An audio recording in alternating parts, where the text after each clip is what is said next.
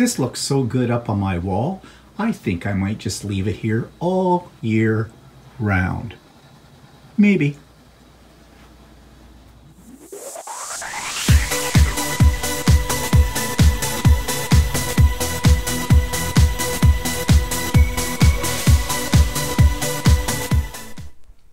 Good morning, everybody. It's Stephen here for Bland Designs, and welcome to my weekly vlog for Monday, September the 14th, 2020, or day 187 of COVID isolation. And so you just saw in my teaser that I have hung up my Halloween wall hanging, and there's a story with that one. That was a bit tricky to do. Now you think something as simple as hanging a wall hanging would be easy. It was a 2-day process. Well, here's why. First of all, I'm not very good at doing these kind of things at all. The simplest things for most people become very complicated for me when it involves anything that involves tools. So of course, Walter hung it up for me. Now I had this great idea that I was going to, I was looking for a hanging system, basically. And I talked about this on Stephen and Walter Live yesterday. So I'm not going to go into it too much detail, but I wanted something that I could put up that had clips that I could swap out whatever I was hanging up whenever I wanted to, just simply by clipping it and unclipping it. I had seen rings for curtain rods before that had these little clips on them. Do you think I could find them in the places that I looked initially? No. So then I went online and I went to Amazon, as I always do, and I found this system that was fairly inexpensive, about $15, that involved a wire, and a wire that was strung across on 2 supports, and you could tighten it up so that there'd be tension in the wire, and it had these little hooks that went over the wire with little clips at the end. Perfect. That's what I wanted. So I ordered it. Now I have to say I did have some doubts about it because I thought that seems awfully inexpensive. And you know, when something seems awfully cheap, it probably is cheap in other ways as well. But I got it, and yeah, it looked okay. So we went to install it. Well, there's where everything went wrong. Ideally, you'd want to put the 2 support pieces into a joist. Well, we didn't have any that were readily available in the spacing we were putting it in. But it did come with plugs that are for drywall that, you know, you drill a hole, put them in, put the screw part in, and away you go. So we did that. Yeah. And that would have worked if it had been anything else but this kind of system, because you had to tighten up these little devices at the end of each end of the wire, and that made the wire go taut. But it also put a lot of stress on the bolts in the wall, and so you know what happened. The bolts started to bend and they were coming through the wall because it was just drywall, right? So there we are with 2 great big holes in the wall and no hanging system. And Walter played around with it and just got more frustrated as time went on. So we just left it and decided the next day we would go out to Home Depot and see what else we could come up with. Now Walter did have a couple of curtain rods that were sitting around in a closet somewhere, and we tried those, but they were too big for the little hooky things to go over those. So we thought, all right, let's go out and get a good sturdy curtain rod that these little hooks will go over. And I took the hooks with me to try them out. Well, when we're at Home Depot, what do I find? Packages upon packages of the things I was looking for before that are basically a ring that slips over a curtain rod and has the little hooks for clamping hanging below. That's exactly what I wanted. So we came home. In the meanwhile, Walter had filled in the holes, and we put up a curtain rod. Meant more holes, but these ones were holding this time, no problem. And presto bingo, what you saw in the teaser is the end result. Now, the beauty of that system is I don't have to put a sleeve on the back of anything that I want to hang there, because my idea is that I'm going to use that as a display area for other wall hangs. You know, I've got a Christmas one I'm working on right now, so my Halloween one's up now until the end of October, and hopefully by then I'll have the Christmas one done and it can go up for the month of December. But in the meantime too, some smaller quilts I might be able to display there as well, because I'm running out of room. My quilts are sitting piled up on a guest bed where nobody sees them. And you know, you put this time and effort into them, you're kind of proud of them. At least I am proud of what I've created, and I'd like to show them off. Now, the other thing about that that's kind of ironic is it's not like we're having anybody over these days to see these things because, you know, of the isolation and the whole bit. So yeah, we're the only ones looking at them. And speaking of putting things on display, our next project, and when I say our next project, I mean Walter's next project, is to make me a couple of new quilt ladders. Quilt ladders are basically pieces of wood with runs on it that you hang quilts over for display. Now, I own one that was made by somebody, actually a woodworker somewhere north of us, and he had a bunch of these on at a quilt show we went to a couple of years ago, and I bought one. And they're very nice. They're very simple, but you know, he finishes them very nicely, and I think it cost me like about 180 bucks for it. But it's full. And I really don't have room for another one. If I did have room for another one somewhere, I would buy another one. But no, I don't have room for one. But I do have an area in my rec room that right now is sort of a little cutout in the rec room. It's part of the wall that sort of projects out. And right now we have like a bistro style table and high chairs by it. And on the walls, I put up some framed photographs from trips we did years ago. Well, it's time to take those down. They're older in the past. Let's move on. And that's where I want to put my quilt ladders. And simply, it'll just lean up against the wall in that space, and I'll have, you know, 4 or 5 runs on it, and it'll be about 36 inches wide. So I'll have to fold the quilts, but that's okay. You usually do on a quilt ladder. And I'll be able to put, you know, if I make 2 of those, I'll probably be able to get about 10 quilts along there, maybe even more if I double it up a little bit. So we're looking at different ways that we can develop this. Walter's still thinking about it. Walter usually takes a while to plan these things out until he gets set in his mind how he wants to do this. Me, I just go, yeah, that would work. Let's nail it together and move on. But of course, that's my problem too. I do that kind of thing and it's usually a disaster. So maybe this week we'll go out and take a look at some materials for this and get one made. He wants to make one first, sort of as the prototype, and that works out, then he can make a second one. So that's the plan for display. It's always something. So yeah, that's what we were up to this past week, and I also finished my Haunted Mansion, and here it is. This is an in the hoop applique embroidery project. I talked about it before. You saw last week the one that Walter had made. He's got a second one on the go. It's slightly different than the first one. He's got all the pieces made. He just has to put it together. And once he gets that together, then I'm going to take the 3 of them, the 2 houses in this mansion, and I'm going to do a little display on my coffee table in my family room. I'll need to go out and get a few fall-like things, some little pumpkins if I can find them. Go raid the dollar store. They've got Halloween stuff out there now, so should be able to find that kind of thing. And yeah, I'm going to set up a little display, and they'll have lights in them as well, so it should look really quite cute. And when I get that all done, of course, I will take a video of it and I'll share it with you on the vlog. But that's a lot of fun. What else have I been working on? Okay. So yesterday I got all set up. Well, actually Saturday I set up my tables, what I use when I actually have to layer a quilt. I used to layer them on the floor, but you know, you get to a certain age where you can get down, you just can't get back up again.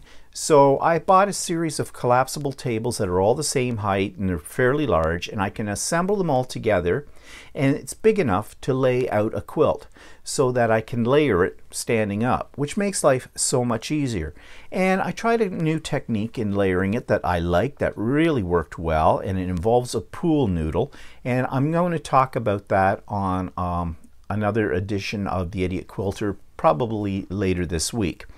But I was going to do ruler foot quilting, and I did ruler foot quilting on this particular quilt. It's not done yet, but I got a lot of it done yesterday.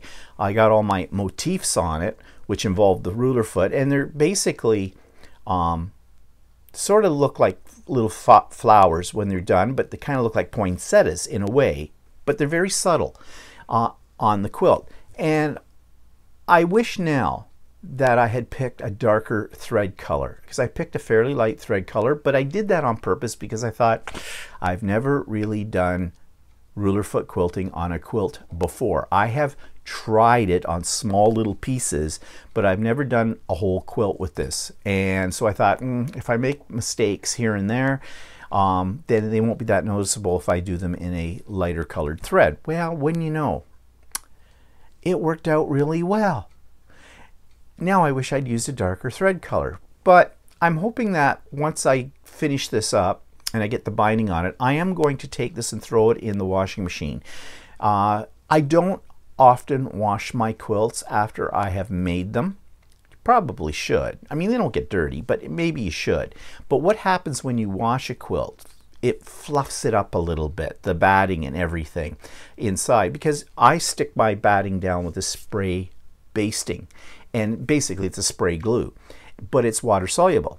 So of course it's laying flat when you're working on it, and that's what you want. But if you want to look really comfy, cozy, cuddly, if you give it a wash, all that spray stuff comes out in the wash. And my theory is, and we'll see if this works, my quilting should actually fluff up a little bit. It'll sort of give it a little bit of texture, so it might be a little bit more noticeable.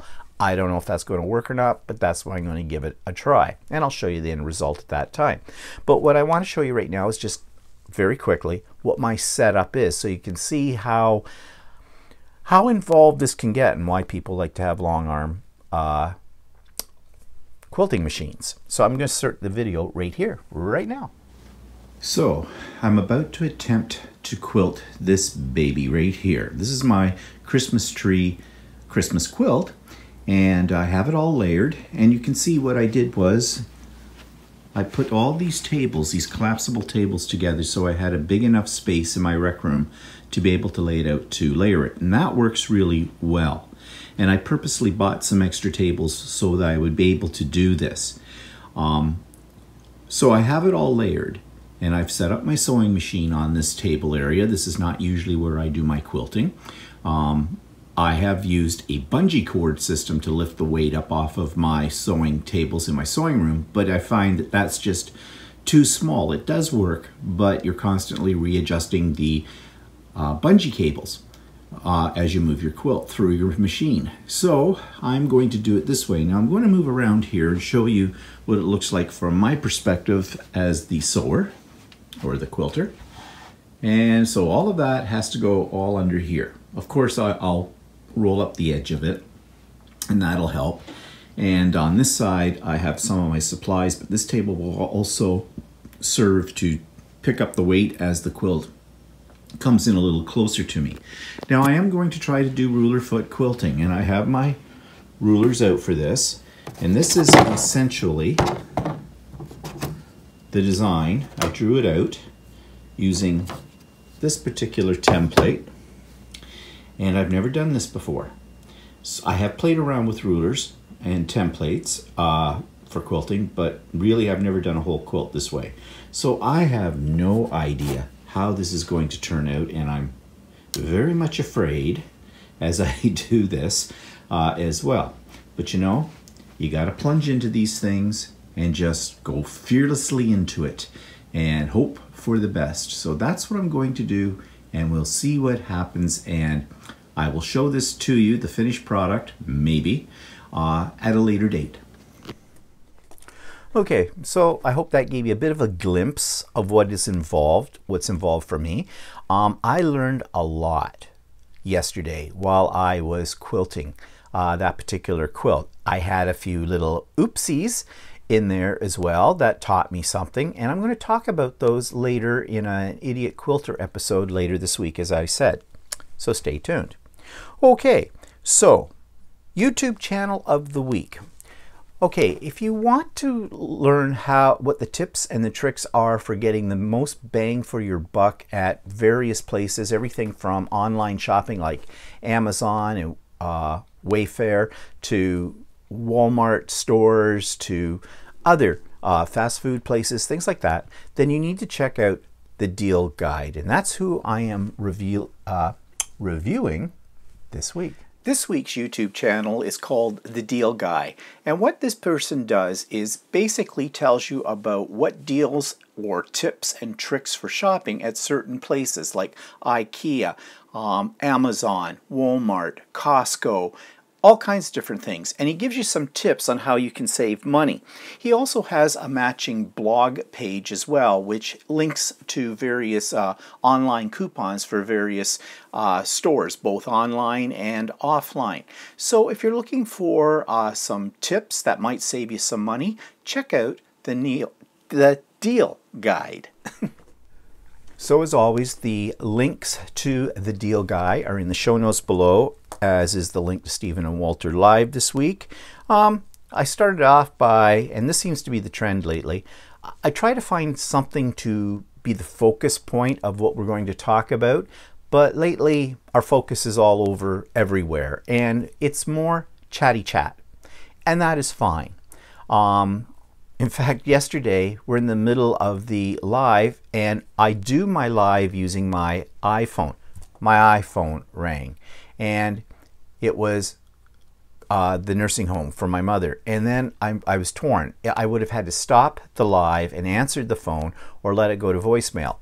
I figured if it was something that was really, really serious, they would phone my main landline number, and they didn't. So I just let it go to voicemail, and I picked it up later, and I'll talk about what that call was about later on in today's vlog.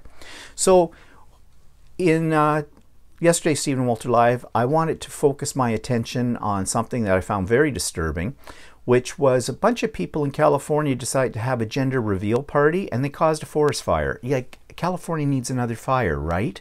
Not. And that just got me thinking about the whole thing about people having celebrations and parties during COVID, or even in normal times, the stupid things people do. So we talked about that yesterday, and if you're interested in following that discussion, then you can go to the link below to Stephen and Walter Live and check that out. I also have a link to my last Idiot Quilter, episode 80, and my Idiot Quilters seem to be catching on these days. I'm getting a lot more views on that, so thank you if you're one of those people that tune in. I enjoy doing the Idiot Quilter. In some ways they're kind of like doing a vlog, except my vlog here is about general things, whereas I focus more on the quilting and sewing experience that I have. And I do enjoy doing the Idiot Quilter a lot. So thank you very much for the comments you sent me. I've had some very nice comments. And thank you for the questions as well. I'm not an expert, but I am very happy to share my experiences with anybody else. I learn from what people's comments say as well. So it's a two-way street, okay? And there's a link to a website I'm going to talk about a little later on, and a link to a product that I just bought that I'm going to talk about too a little later on. These are all teasers, right? Keep you watching, I hope. Okay, so what's pissing me off this week? Well, nothing major, okay? I guess that's a good thing, isn't it? But one thing that has come to my notice is notifications. I don't know if anybody else has been noticing this, but I click subscribe to the YouTube sites that I subscribe to, of course, and I click the notification bell, and I click the all, meaning all notifications will come through. And that was working for quite a time for a while. I would get email notifications, but in the last couple of weeks, I've noticed I'm not getting any email, but I go to the notifications on the actual YouTube site, and I see all these new videos that people have put up that I subscribe to. So I have to go in, click on them, put them into my watch later list, because that's what I do. When a notification comes up, I just drop it into a watch later list, and then I watch it later, kind of a thing. And it's a bit of an annoyance having to do that.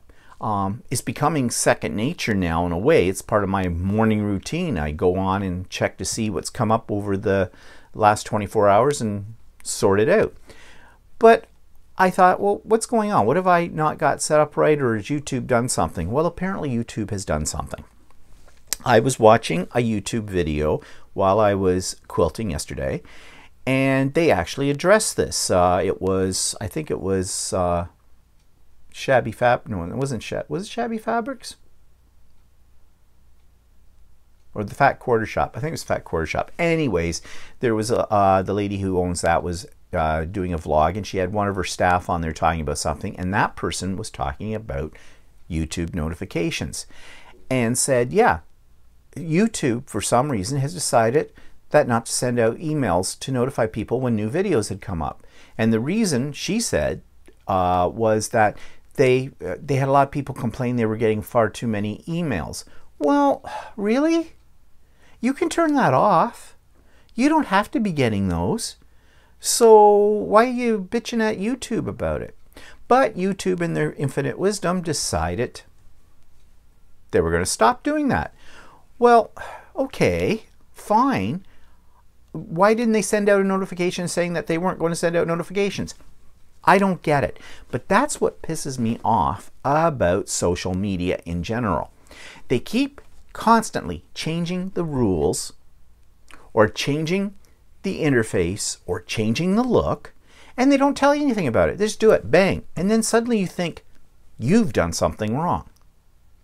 And if you question Facebook, Instagram, Snapchat, YouTube, whatever else is out there, if you send an email or something and question what's going on, guess what? You don't get an answer back. They don't care. Now, okay, I am sure they're inundated with all kinds of comments and questions all the time because they're huge. But you know, isn't that part of their service? Okay, we don't pay anything for YouTube. We don't pay anything for Facebook. But in a way we do. And that's the other pissed off thing I have with these media things. Because we don't pay, they bombard us with advertising. At one point in time, YouTube, you could go on and you got like no ads or one or two ads here and there. Now, there are ads all the time. Walter said the other night, we were watching YouTube. We watch a lot of YouTube, okay? It's the new television in a sense. And on some YouTube channels, you get an ad every 5 minutes into a video. That is not the content creator's fault, okay?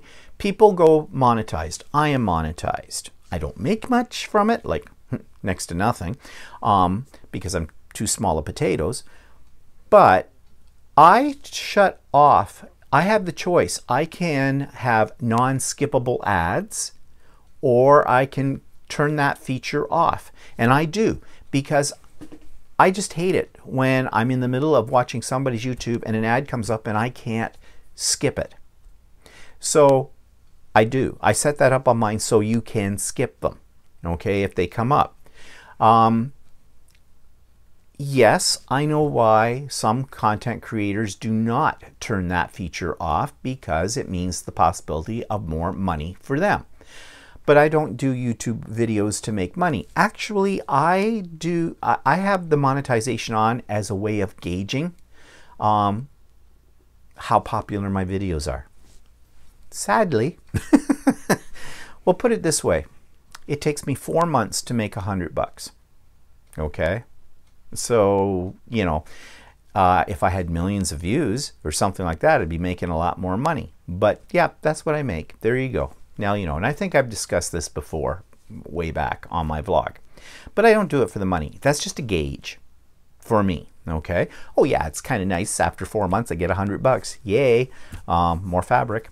But what's very annoying, back to what I'm pissed off about, is the fact that the social media take control of your life, if you let it. The advertising is one way they do that. And of course, Facebook, holy crap. If you're reading down Facebook and checking this out, every other spot is an advertisement for something. Every other spot. It's just, no wonder people are getting away from Facebook. It's way too much. Now, yes, on Facebook, you can just scroll by it. You don't have to look at it, but it's still very annoying. But we don't pay for Facebook, do we? So that, in a sense, is, you know, what we have to put up with if we want a free service like that. The same with YouTube. But it does get very annoying at times.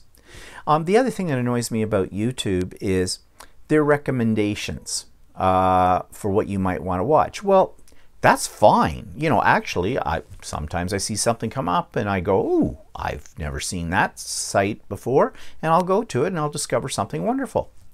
The thing is, though, they will only recommend YouTube channels that have a lot of views. Now, I think they only recommend channels too that have over 10,000 subscribers. I don't have over 10,000 subscribers, not even close. I'm getting excited because I'm starting to get close to 4,000 subscribers in 8 years. I don't know how long I've been doing YouTube. I mean, I started on YouTube in 2006, but I wasn't really making a lot of videos at that point in time.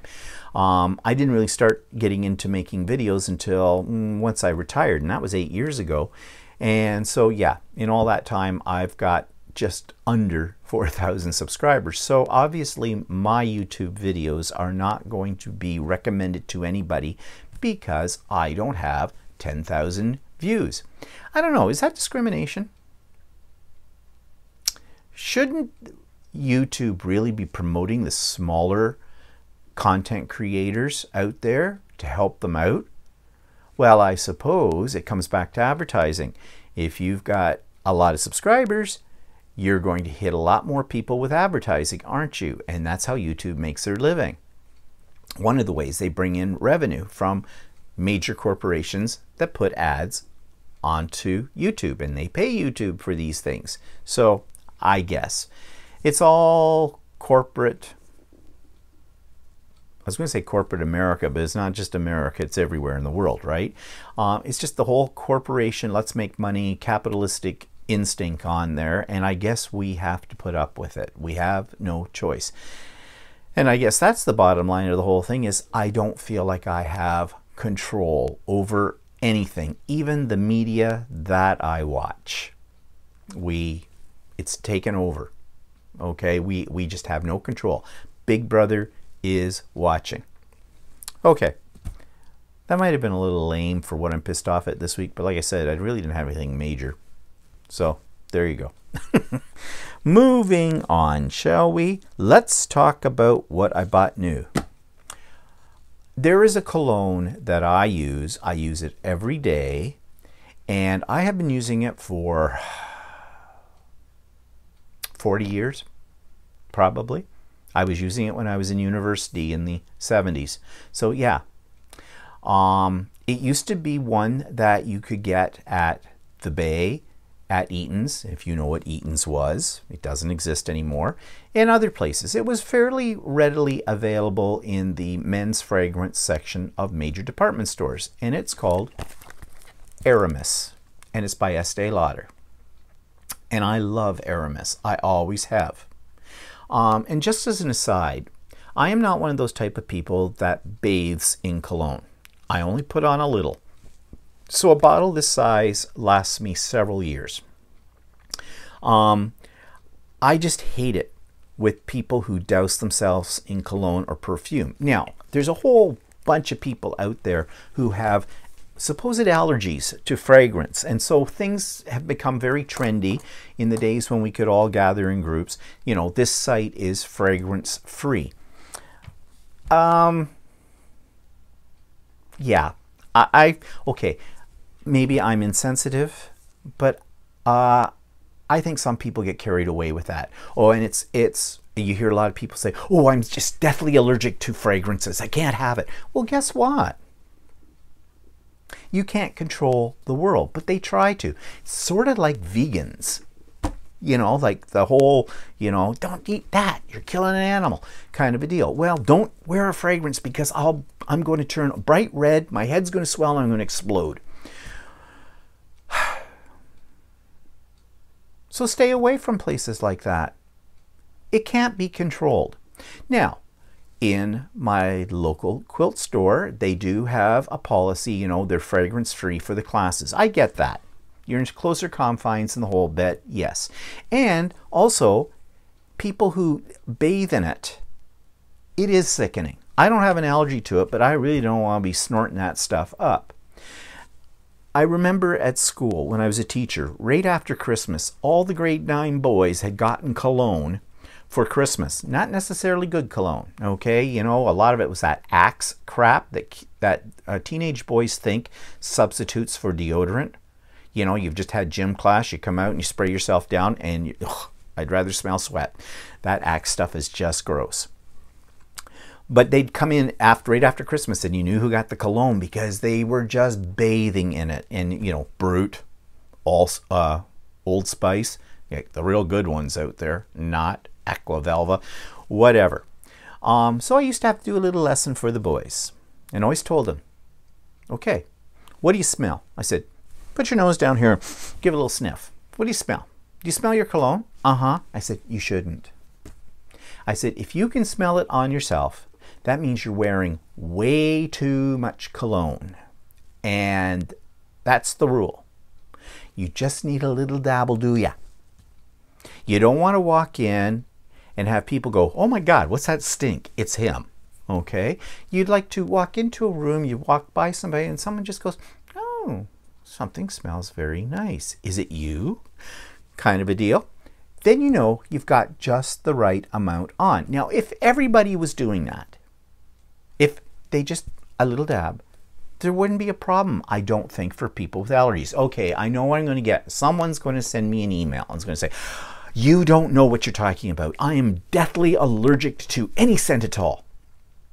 Yeah, well, too bad. I'm sorry, but get over yourself. It's not about you. It is not the responsibility, in my way of thinking, of the rest of the world to alter their behavior, their personal hygiene to suit your preferences. Okay? Yeah, I know if somebody's doused in the stuff, it can be very annoying.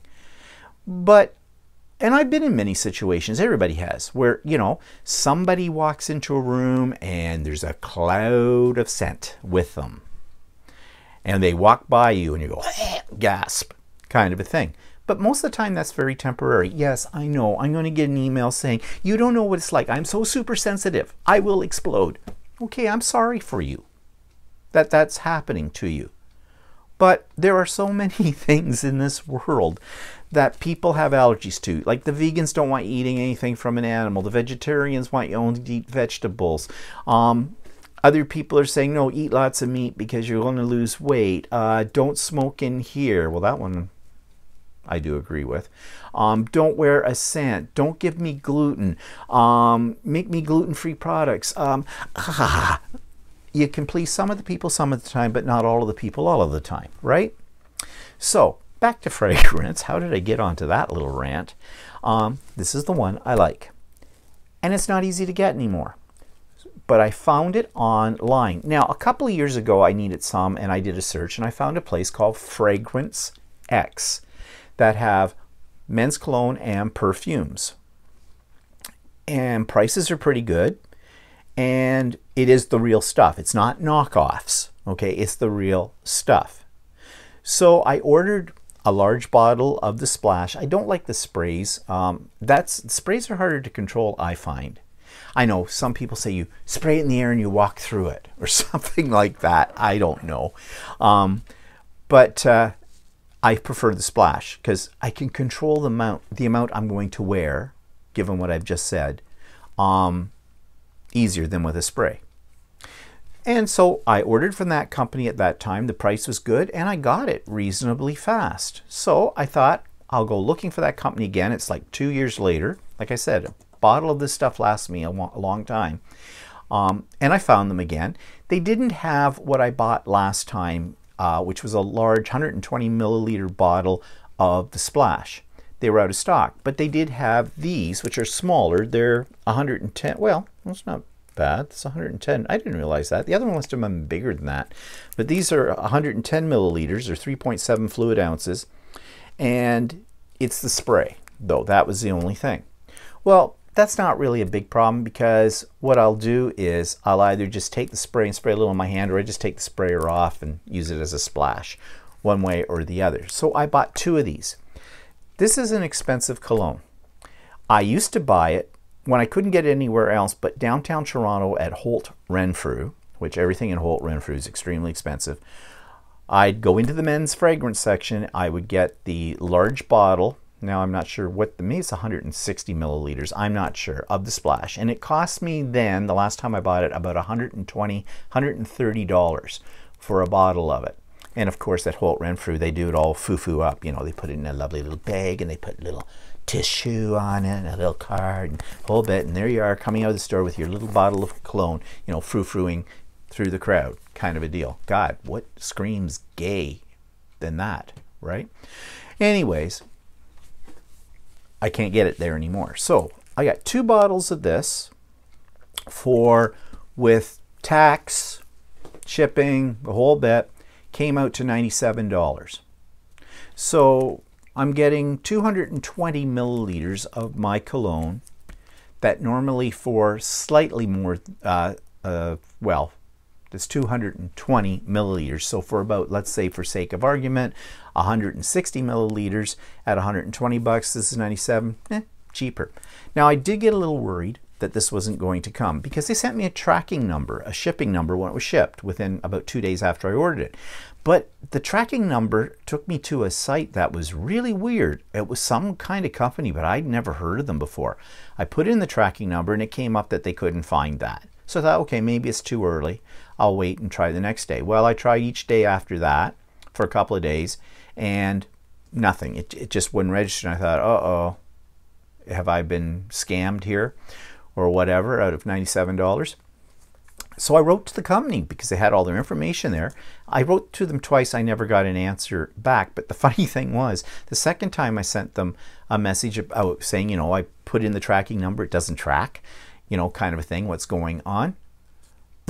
On my doorstep was a box, and it had my 2 boxes of Aramis in it. And that took about a week to get. So, week, 10 days, something like that. It was relatively short. So, I have put the link to that company in my show notes. So if you're interested, they have a wide variety of name brand scents. And as I said, they're real. They're not knockoffs. And the prices are pretty good. And the shipping wasn't bad, and it came. So yeah. And based on the fact that I ordered from them over 2 years ago too, obviously they're not a fly-by-night. So my recommendation. So I've got enough Aramis now to last me for another couple of years or more. Okay, what else did I buy this week? Okay, so I usually buy my books through my Kobo, which for those of you that are American, a Kobo is the Canadian equivalent of a Kindle, because I like to read my books electronically, okay? And I saw on a Canadian television program called The Social, they interviewed 2 writers from the LGBTQ community that had just put out a book based on the content in the archives, the LGBTQ archives that is located in Toronto, but it's for Canada. And it's basically chronicling the history of the LGBTQ movement in Canada. And it sounded pretty interesting, and so I thought I'd get it. Well, they didn't have an electronic form, just in hardcover, and it was about $37 it cost me. But I didn't realize how big this sucker was. It's called Out North. It's a huge book. It's heavy. I was reading it in bed last night, started reading it, and yeah, see, I had to find a bookmark, because when you read books electronically, it automatically remembers where you left off, and you turn it on, you go right to that page. Haven't used a bookmark in years. And my wrists were getting sore holding this up in bed trying to read it. Yeah, first world problems, eh? But, you know, it's pretty extensive book. And really, it's kind of interesting. And you know, Canada has this reputation of, when it comes to the LGBTQ community, that we're very liberal-minded. You know, one of the few countries back in 2005 that passed same-sex marriage legislation. You know, lesbians and gays and transgendered people and that are all protected in our human rights code and all that. We're very progressive about that. But you want to know something? We have a dark history as well, and this book chronicles that. And this is stuff that really, at least as members of the LGBT community, I think we need to know. I think it's important to know our history. You know, you hear a lot of things about how history whitewashes or just doesn't even mention it, about the histories of First Nations peoples, of Black people, all that kind of thing. Well, you know, they do the same thing with the LGBTQ community. So a book like this from these archives, I think, is a good thing to have. I think more heterosexual people should be reading things like this. Maybe they'll eventually put this into electronic format, because this right now is heavy and that might turn people off. I didn't realize it was going to be this big. Okay, when I ordered it, I thought it was going to be about half the size, like more the size of a paperback or that kind of thing. This is more like a coffee table book, and in fact you need a coffee table to support it when you're reading it. But I think it's important that there are people out there documenting this kind of thing. And you know, I think just as the history of Indigenous people and the history of Black people should be included in the historical studies at high school, well, actually from elementary all the way through high school and into the colleges and universities, I think also the history of the LGBTQ movement should be there as well. Because after all, you can't learn, you're going to repeat history and the mistakes of history if you don't study history. There's a saying that goes with that, and right now, out my brain. So, I bought that. Interesting read, if it doesn't cripple me while I'm reading it. Okay, what else did I buy this week? Well, of course, it's just not a week without fabric, right? Well, I really don't need any more Christmas fabric. I have enough. But Ultimate Sewing sent out a newsletter showing this line of Christmas fabric, which is kind of unique. It's Canadian themed. And when I saw it, I knew I had to have it because it's unique. I have never ever seen Christmas fabric that has a Canadian theme. So they have a panel, and I'll show you the panel. And I actually showed this yesterday on Stephen Walter Live because I had a request to do so. But here's the panel. Do I have it upside down? Yeah, I have it upside down. Here we go. So, quite obvious, the Canadian theme. It's hard to hold it up. I should have hung it on the doors behind me. But you can see the maple leaf. You can see the red and the white in our color scheme. And along with this, there was a color wave of 3 fabrics, and I bought 2 meters of each of the fabrics. So there's this one with a black background, but very obviously Canadian. Christmas balls, maple leaf everywhere, red in there. And then they have background fabric, snowflakes, maple leaves in, you know, white background, gray, red. And they have the same one with a gray background with white maple leaves and snowflake, or white snowflakes and red maple leaves. So these will all, of course, coordinate together. And because I bought a panel, I've bought a lot of panels lately, and I'm not a panel person. Well, maybe I am now. So I'm thinking wall hanging or a small throw quilt, something like that, if I get around to it. I got a lot of Christmas projects, as you know, in the sewing area. So yeah, maybe next year. Anyways, funny story about this. As soon as I saw it, I think it was Thursday afternoon, that Shirley came out with the email showing this fabric. I immediately called the store to make an appointment for later in the afternoon because I was going to get some of this. I couldn't get an appointment. They were booked solid. And so I said, well, what about tomorrow, being the Friday?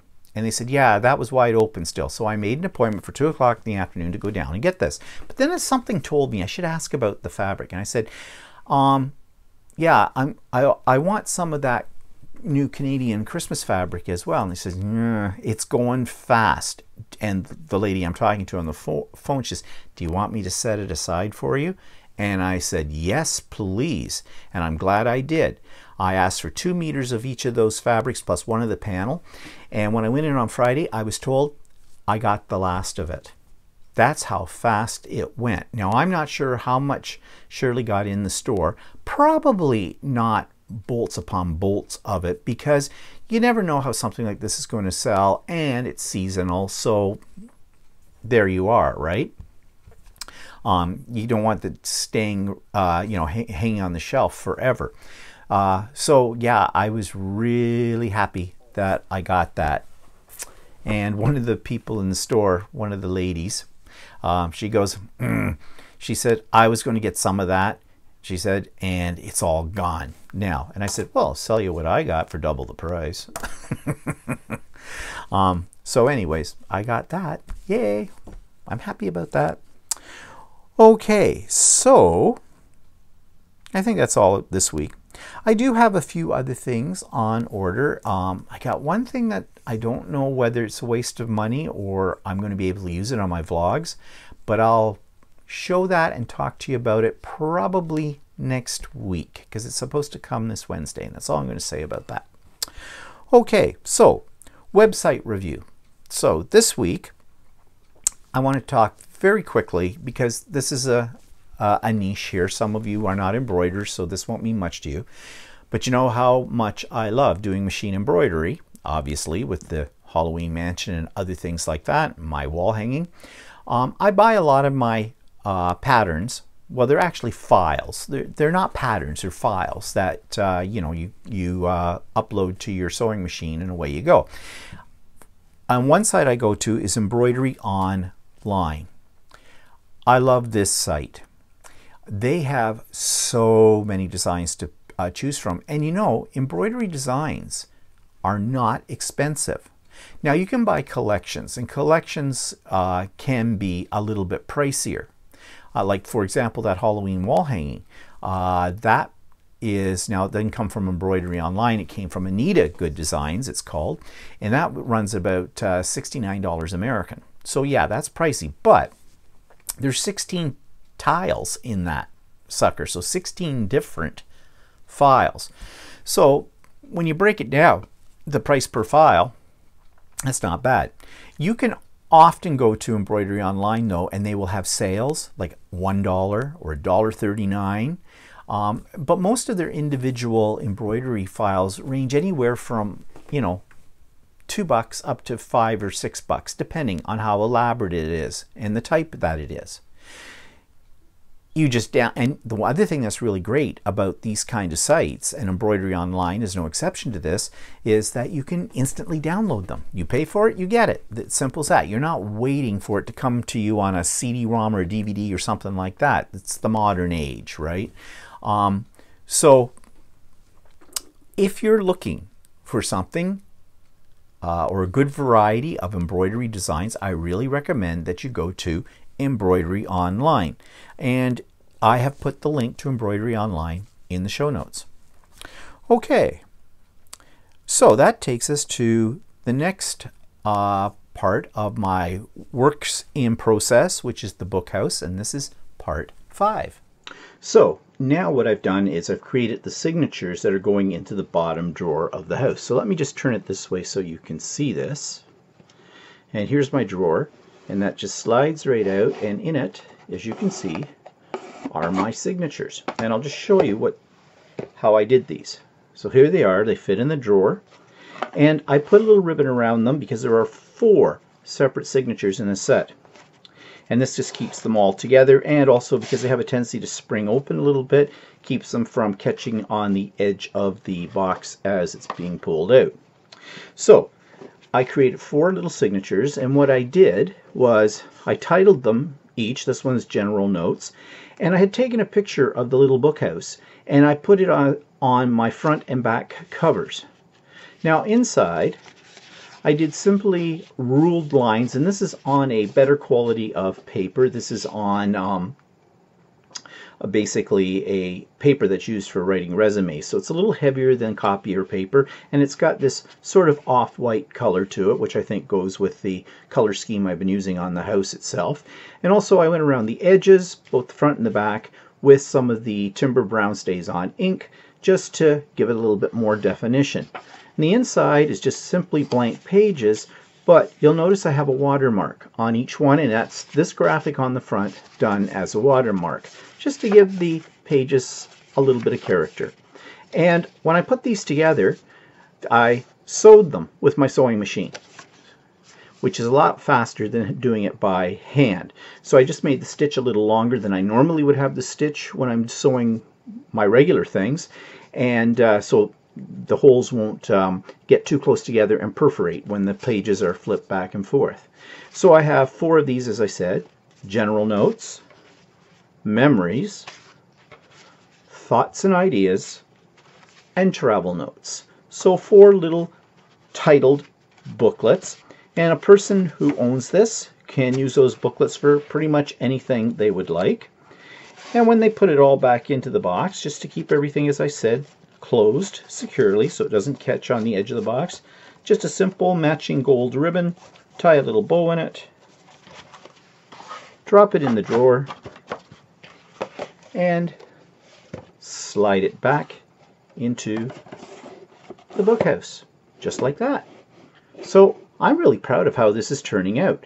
So the last thing I need to do is make the mini scrapbook that's going to go inside the house. Now I'm going to do it on in a similar fashion as I created the signatures in here, except that it'll be just one album, and I'm debating on whether I'm going to give it a hard cover or not, and the signatures will be sewn into it. And I might make the signatures, put them in with an elastic type of binding system so that they can be refilled when they run out.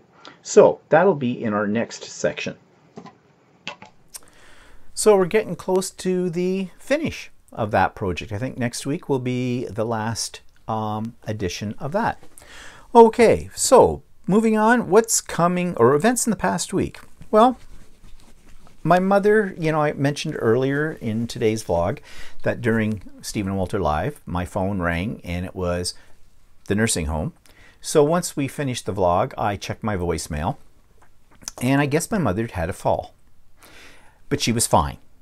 Now, she hasn't done this in quite a while. So I immediately called them, and they said, yep, they checked her out. She's fine. She says she didn't hurt herself, but, she said we've checked her memory, make sure she didn't hit her head. We've done all of that and that kind of thing. And of course, they have to phone you if there's anything like that happens to one of the residents, and that's fine. So now, I didn't talk to my mother yesterday about it because she was in having her dinner, for one thing, and then pretty much after she has her dinner, she goes to bed, kind of a deal. But I will phone her this morning, and I'll ask her about this. Now, I said, so how did she fall? Well, apparently she claims, I guess nobody saw her fall, and now she's in a private room, right? So she doesn't even have a roommate that can pull the cord, to let them know that I have fallen and I can't get up, kind of a deal. But they constantly are back and forth checking on everybody. So I don't think it was any time when they found her. And I imagine she called out as well. So they checked her out. She was fine, but she fell because she was trying to hang up a sweater. My mother's in a wheelchair. My mother cannot walk. There is no way she could have hung up a sweater. Walter says it was Sunday. The tuck truck came around, and my mother likes her sweets. And he says, betcha she dropped something she was munching on, and she bent over off the chair trying to pick it up and fell out of it, because she would have fallen out of the chair. She cannot physically lift herself up out of the chair if she wanted to. Her muscles in her legs have completely atrophied. They're just, there's nothing to them. Okay? So that's what she told the staff person. I think she was reaching for something and tipped the chair. And it's not easy to tip the chair, but, you know, leave it to my mother. So thankfully, she wasn't hurt. I have had the talk with my mother on several occasions about doing stupid things like that and said to her, you know, Mom, at your age, with your brittleness of your bones, my mother does have osteoporosis as well, you know, you could break a hip and then you're going to be in the hospital. And that's not good. You don't want that.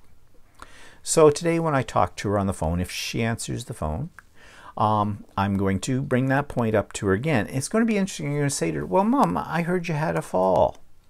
What was that all about? And she'll say, well, I don't know. Well, what did, you know, why did you fall? I'm not going to volunteer what I know. I'll wait to see what her story is. And I'll bet you her story is going to be different. And then I'll say to her, she'll say it's something else. And I'll say, well, the person that called me said that you told them you fell because you were trying to hang up a sweater. And I'll get silence. Oh, yeah. No, I didn't tell them that. Or something like that. That's what it'll be. And then I'll have to remind my mother that she should not be trying to do things like this. It does worry me. It really does. I mean, she's being looked after well, but you know, you turn your back on them for a second and who knows what can happen. And I really don't want my mother to be in the hospital or something even worse. So, yeah. Besides that, she's fine. Weebles wobble, and they do fall down. So, what else? Oh, Walter cooked. Well, he cooks every day, pretty much. But he decided, was it Friday night? Friday night or Saturday night? No, it was Friday night. He decided we should have French onion soup. Now, we used to buy at Costco, and they're pretty good actually. You can buy a box of frozen French onion soup. They come in a little cylinder kind of a thing, frozen. You drop them into your French onion soup pot, put them in the oven for 45 minutes, and you've got French onion soup. And it's not bad. Actually, it's pretty good. And we've had that for a long time. But to make French onion soup, it's not that difficult from scratch. I have done it from scratch years ago, and then I discovered this and went, the heck with that. I can get it at Costco, and it's almost as good. But Walter did it, and he did it in his Instapot because Instapot is his favorite cooking tool. That and his sous vide. So he made French onion soup, and he put like 3 different cheeses on the top of it. It was really, really good. So I thought you might want to see Wally cooking onion soup. So I got a little video clip to insert here. So, on Wally Cooks, what are we making tonight, Wally? French onion soup. French onion soup. Is there real French people in it? No. And what are these that you're floating on the top? Crostinis. Oh, crostinis made fresh from... Yes. Leftover bread. Leftover bread. And what, did you do this all in the Instapot? Yeah. Yes, there you go. There's his poop right in there, or soup, I mean. And you're making fresh bruschetta from our tomatoes in the garden. Mm-hmm. Anything else from our garden in there? Yeah. Some of my our herbs. Yeah, herbs. Herbs. Herbs. Herbs. The H is silent. I don't care what anybody says. It's silent. So there you go.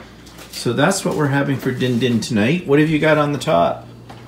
That's Swiss cheese. Swiss. Ooh, my favorite cheese, which is Swiss. And a little bit of Gouda and mozzarella. And Edam and mozzarella. Edam and mozzarella. Ooh, it's a 3 cheese combination. And then what do? Put that under the broiler? Yeah. And make it nice and hot. So that's what Wally cooks this week. And so here is the result of Wally Cooks. So we have our French onion soup. Made with plain onions, real onions, fresh. Fresh onions. He did the onions fresh. This is not out of a package. And we have the bruschetta. And just for overkill on the starch, Fresh bread. We have more bread. So, can you have too much? And of course, I have my glass of wine, just a little glass. And what are you drinking? Beer.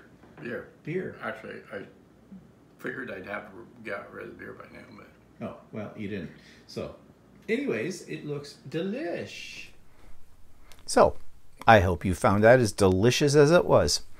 Okay, so what else? Oh yeah, yesterday, Sunday, no, not Sunday, Saturday, when I decided I was going to layer this Christmas quilt that I was talking about earlier, I needed backing fabric. Now, I already told you I've got enough Christmas fabric, and I had enough Christmas fabric that I could have backed it, but I would have had to piece the fabric.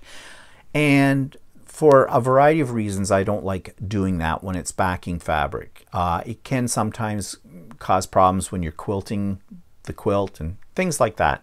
I usually buy what's called wide back fabric, which is, you know, double the width of standard fabric. It's about 108 inches. And if you buy about 3 meters of that, you can pretty much back up to about a queen size quilt in one piece. And that does make life a little easier. But most of the places that sell wide back fabric do not have a vast selection in them. And finding Christmas wide back, well, that I pretty much figure you can't because they just don't make it in wide back. Now, maybe I'm wrong, maybe they do somewhere out there, but it would make sense that they don't because, again, it's seasonal. Wide back fabric tends to be more expensive. Well, it's basically double the price of what you'd pay for normal width fabric. And so you just can't find it. So I thought, well, maybe there is a place that's north of us by about 45-50 minutes that has nothing but wide back fabrics because they're a long arm quilt shop. And of course, they use this all the time as backing for the quilts that they long arm. I didn't figure I would find Christmas, but I might find something that would, you know, suggest Christmas. It would work anyways. And so we were on our way there, but then I thought, just before we got too far onto the journey, I better look them up to make sure that I check their store hours, that they're open today on Saturday. They were, but they were closed at 1 o'clock. And at the time, it was about 12:30. So we wouldn't have made it in time. So instead, we decided to go to a place in another little town that's not far from us, that I've been to many times before, and see what they had. And they're a very small little quilt store, but they often have things that my regular quilt store does not. So off we went, and we got there, and they only allow one person in the store at a time. It's that small, and you know, you're masked up, and your gloves. They have you wear gloves as well when you go in. So I got there just ahead of 2 other ladies that were pulling up in the driveway at the same time, and I didn't want to be there all day because I just wanted one thing. So I booted it out of the car real quick and got in there, and as soon as I walked in, I said, okay, I'm looking for wide back fabric that's Christmas themed, and I'll bet you don't have any. And she says, nope, don't have that. I said, what do you have in wide back? She says, not much. Showed me. She was right, not much. So I told her what I was going to do, and I bought enough fabric to do the back of the quilt, but I did have to piece it. Well, I actually had to just piece 2 pieces together, and that was fine. So I got that. But that was, I mean, as I said, I could have done it with the fabric that I had, but I'm saving that fabric for some other projects I have in mind. So that was one reason why I didn't want to. And just so you know, I spent $91 on fabric for this Christmas quilt. And so if anybody gives you a quilt at Christmas, no matter how you feel about quilts, appreciate it just for how much it costs to make a quilt alone. I mean, this quilt, this Christmas quilt, cost me $91 in backing fabric, another probably about $30, $40 in batting, and another minimum of $150, probably $100 to $150 in fabric for the top, not to mention your thread and your time. So if someone gives you a quilt, appreciate it because it's valuable. And if you ever go into a place and you're looking to buy a quilt that's in a quilt store that's made by somebody, not a manufactured one, like you got it at Bed Bath & Beyond or something like that, no.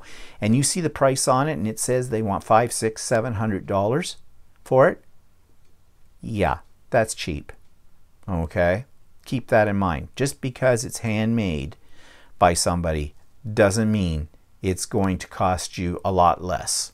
No, it will cost you more, but you're getting quality and the time, and they're basically, you can't put a price on a quilt. So if you get a quilt as a gift at any time of the year, appreciate it. Don't use it as the dog's bed unless it was purposely made for that. Okay? Just saying. Okay. So what's coming up? Well, I have a guild meeting tonight. We always shut down over the summer, but we're back up. Of course, it's virtual. Now, we've already gone to virtual back in April, when all of this thing happened. So our membership are pretty much used to it, and so that's tonight. And yeah, we'll have a show and share of quilts and things like that. So that'll be fine. And then something that's not coming up until October, but I'm excited about it. And there are a couple of guys I follow on YouTube that one knits and the other one quilts. It's called Fiber Hustle, and I did review their website a few weeks ago on my channel. And they have this bingo they do every so often by Zoom. And they were talking about it on their latest episode, and it looks like it's a lot of fun. So their next one's going to be in late October, about a week before Halloween. And they said, if you want to be part of it, just drop us a message. So I did. And I got a message back from them. So I guess Walter and I are going to be playing bingo with them in October. And they seem like a couple of really nice guys. They're in Washington State, I think. I was going to say Oregon, but I think it's Washington State where they are. And yeah, it just, they seem like a couple of guys that I'd like to be friends with. It's too bad that we live, on opposite sides of the continent almost from each other.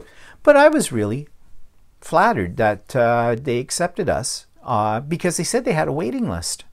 So supposedly they're sending out to us the bingo cards and the procedure for all of this. And they did suggest that for the one, since it's a week before Halloween, that people could dress up if they wanted to. Well, do we have the perfect costume for this? Of course we do. And you've seen it before. Our big wig things and the glasses and the whole bit that we wore Halloween last year, and that we wore in March at the just before COVID broke out to the Ultimate Sewing Retreat. So that'll be a scream. That'll be a scream as well. So it's just nice to be able to. One thing I'll have to say about COVID is that we've been able to make new friends and acquaintances and kind of thing through YouTube, through Zoom, and that kind of thing. So that's kind of nice, because I probably wouldn't do that. So in my final notes today, I want to say a little bit more about this reaching out. I have said over several different videos about the fact that I'm small potatoes as a YouTube channel. I don't have a ton of subscribers. I appreciate the ones that I do. I do not beg for people to hit the like button or to hit the subscribe button. I don't do anything like that. I don't have a Patreon. I don't put up a super chat. I don't do any of those things. I feel that if you're interested in what I have to put out there, then you're interested. And if you're not, you move on. It's simple as that. Walter's going to get me for saying simple as that. That is my catchphrase now. Simple as that. But one thing that has happened just very, very recently, Anna, who runs the Quilt Roadies website. She's a quilter and she's a hand embroiderer and that kind of thing. I watch her videos all the time on YouTube. She is I believe she's in Oregon. And I do love her channel. And Anna puts out a vibe as being, it's just you and Anna when she's talking, kind of a thing. It's very personable. It's very relaxed. It's also informative. So I had written to Anna, because she was doing a whole thing about hexies, and I've suddenly gotten into doing hexies. as well, and so told her that, you know, she's kind of inspired me for that kind of thing. Well, she, in her show notes to her latest broadcast, she listed my YouTube channel, and bang, I got a whole bunch of new people watching me. And I thought that was incredible. In fact, yesterday on Stephen and Walter Live, we have our usual people who come on and chat with us, but I know there's people in the background who don't ever go into chat. They just watch or listen to what's going on. And when the live broadcast is over and I turn it off, it does its thing automatically to put it up onto YouTube as a rebroadcast. But I get the statistic page when I turn it off, and it tells me something called playbacks. And that basically, from what I can figure out, is how many people were actually watching while we were doing it live. Now, usually that number has been on average about 50 or 60. Yesterday it was 189. And I went, wow. This morning when I got up, less than 24 hours since it got posted, we had over 214 views. Now, okay, remember, I'm small potatoes. I get excited if I get over 100 views on any given video I create, but 214 in less than 24 hours, that's incredible. And it must have something to do with the fact that Anna had posted the link in her show notes for her own YouTube channel. And I really appreciate that. And I wrote a little note to Anna telling her that I did appreciate that. And I've had some of the new people already reach out to me with some questions and comments, which is great.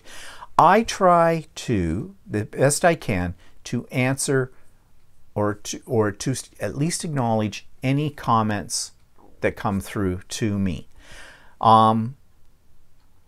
Right now, I can pretty much do that with everybody because I don't have a lot of people. If I ever got as big as some of these others, which will probably never happen, that might be more difficult. But the one thing I do, if someone asks me a direct question, I try to answer it very quickly. And one thing that YouTube has not turned off is sending me notifications to my email when somebody makes a comment, which is good because I like that. It's easier. I see it instantaneously because my email is always on. So some of you might wonder, why is it that I just wrote that message 30 seconds ago and he suddenly answered it? That's why. Okay. So anyways, I just want to thank any of you that are new and my usual people as well. I know a lot of YouTube content creators go, without you, this wouldn't be possible. Well, yeah, that's true. That's true. Usually, though, when they say that, they're also thanking you for the money that you sent them. I'm not doing that. I'm just thanking you for, you know, making me feel good. Because if you didn't have an audience, what would be the point of doing these things? So there you are. Okay. So thank you. So I think that's it for today. It's probably a long one, but use it as the soundtrack to your crafting, whatever. So I hope you have a good week. I hope you're well and you stay well. And remember, this thing isn't over yet, so continue to have your guard up. Keep yourself safe. So stay healthy, stay home, stay in, and we'll see you next week. And don't forget, Stephen and Walter Live this coming Sunday, 4 p.m. Eastern Standard Time. See you then. Bye-bye.